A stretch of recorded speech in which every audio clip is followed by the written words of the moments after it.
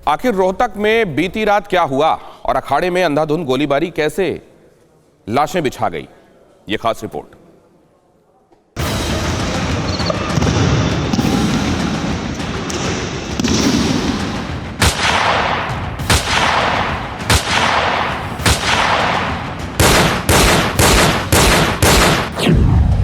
अखाड़े में अंधाधुंध गोलीबारी, 5 लाशें बिछ गई बारी बारी।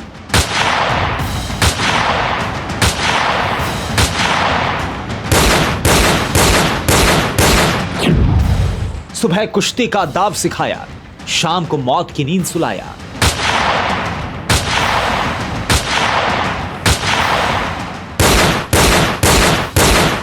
मैं सुखविंदर मोर, जाट कॉलेज अखाड़ा रेसलिंग कोच। इनको ग्रुप में बांट दिया गया है, जैसे उसके ग्रुप के हिसाब से नौकरी मिलेंगे, मेडल के हिसाब से।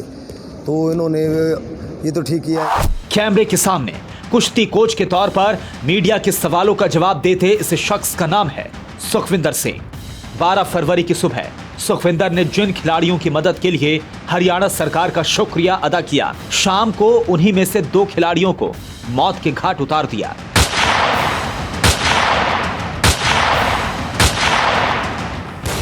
यह हैरान करने वाला वाकया हुआ रोहतक के जाट कॉलेज के अखाड़े में, जहां एक कोच की दूसरे कोच से दुश्मनी ने देश के 2 होनहार खिलाड़ियों और कोच की बलि ले ली। आरोपी सुखविंदर ने अखाड़े के अंदर मौत का ऐसा तांडव किया जिसकी गूंज हरियाणा से लेकर यूपी के 4 घरों में चीख बनकर सुनाई दे रही है। ड्यूरिंग इन्वेस्टिगेशन ये क्लियर हुआ कि 5 लोगों की मृत्यु हो चुकी है और 2 व्यक्ति अंडर ट्रीटमेंट हैं। इस अपराध को जिस व्यक्ति ने अंजाम दिया है वो सुखविंदर करके व्यक्ति है, जो इसी संस्थान में कोचिंग का काम करता था और शायद कुछ समय पहले उसकी सर्विसेज को टर्मिनेट कर दिया गया था।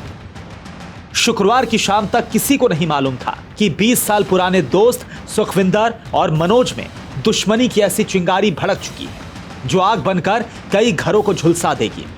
इस हत्याकांड की वजह बनी एक शिकायत जो आरोपी सुखविंदर के खिलाफ एक महिला खिलाड़ी ने की, जिसके बाद पहले समझाने बुझाने का दौर चला और फिर अखाड़े में एक एक कर 5 लाशें बिछ गई।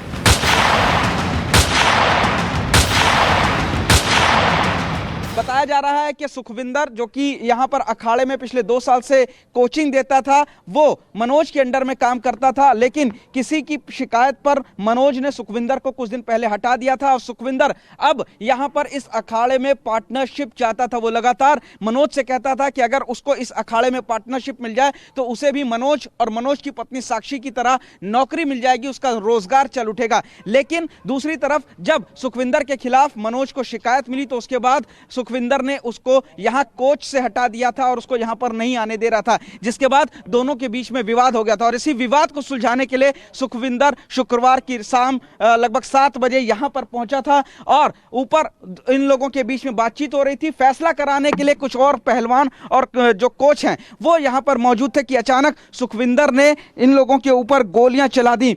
इस शूटआउट में मनोज, उसकी पत्नी साक्षी और प्रदीप, सतीश नाम के शख्स के अलावा एक पूजा नाम की जो पहलवान थी उसकी भी मौत हो गई है।